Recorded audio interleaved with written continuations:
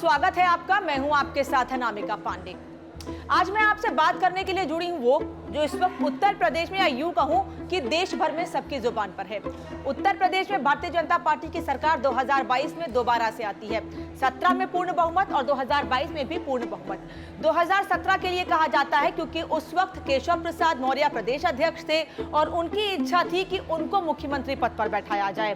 केशव प्रसाद मौर्य मुख्यमंत्री नहीं बन सके, योगी आदित्यनाथ को मुख्यमंत्री की जिम्मेदारी दी गई। उन्होंने प्रदेश का संचालन बखूबी किया।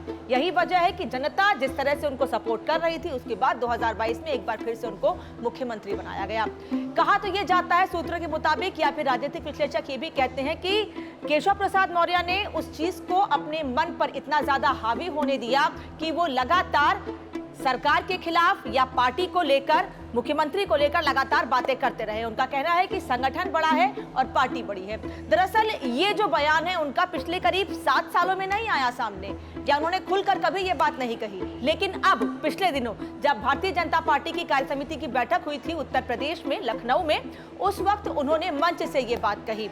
हालांकि मुख्यमंत्री ने अपनी बातों में ये कहा कि कार्यकर्ताओं का मनोबल नहीं गिरना चाहिए, कार्यकर्ताओं को मजबूती से काम करना चाहिए, क्योंकि कार्यकर्ता ही पार्टी की बैक है, यानी पार्टी को मजबूत करते हैं, इसलिए कार्यकर्ताओं को काम करते रहना चाहिए। लेकिन केशव प्रसाद मौर्य के इस बयान के बाद उनको दिल्ली तलब किया गया। उन्होंने भारतीय जनता पार्टी के राष्ट्रीय अध्यक्ष से, यानी दिल्ली में जेपी नड्डा से मुलाकात की। हालांकि कार्य समिति की जब बैठक हो रही थी, उस वक्त केशव प्रसाद मौर्य जब बोल रहे थे, जेपी नड्डा वहां पर मौजूद थे। उस वक्त उन्होंने कुछ नहीं कहा। लेकिन दिल्ली में जब करीब 1 घंटे तक दोनों ही नेताओं की मुलाकात हुई तो कई बातें, कई कयास लगाए गए।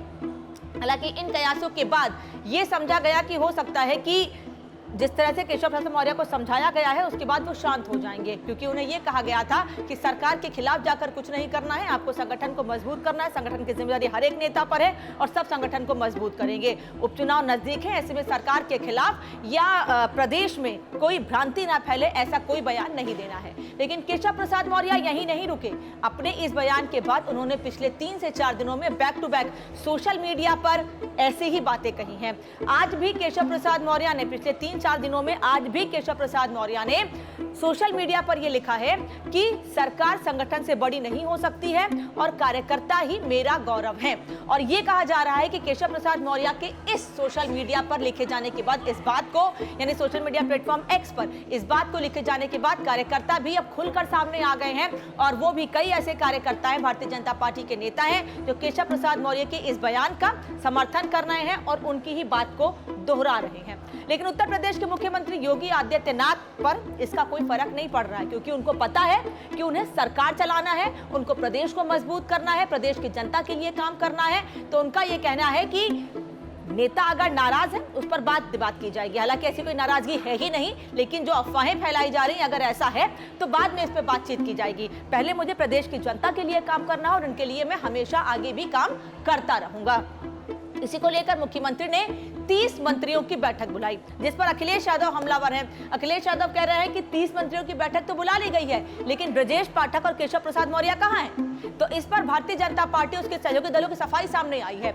वो ये कह रहे हैं कि ये बैठक उन 30 प्रभारी मंत्रियों की थी जिनको जिम्मेदारी 10 सीटों पर उपचुनाव के लिए दी गई है। 10 सीटें, फहरिस्त लंबी है, कुछ सीटों के नाम आपको बता देती हूं। करहल, सीसामऊ, मिल्कीपुर जो अयोध्या की सीट खाली हुई है, गाजियाबाद की सीट, क्योंकि यहां से सांसद चुने गए हैं जो नेता पहले विधायक थे, इसलिए ये सीटें खाली हुई हैं। कुल 10 सीटें ऐसी हैं, इसलिए इन पर उपचुनाव होने हैं। कहा तो ऐसी भी बातें कही गई समाजवादी पार्टी की ओर से भी, उनके नेताओं की ओर से भी, कि जिन 10 सीटों पर उपचुनाव होना है उनमें से 5 से 7 सीटें ऐसी जिस पर सपा मजबूत है। लेकिन मुख्यमंत्री का यह साफ कहना है, जो जनता के लिए काम करेगा वही मजबूत होगा। हाँ, अब इस बीच दिल्ली में जो मुलाकातें हुई हैं उस पर सबकी नजरें हैं।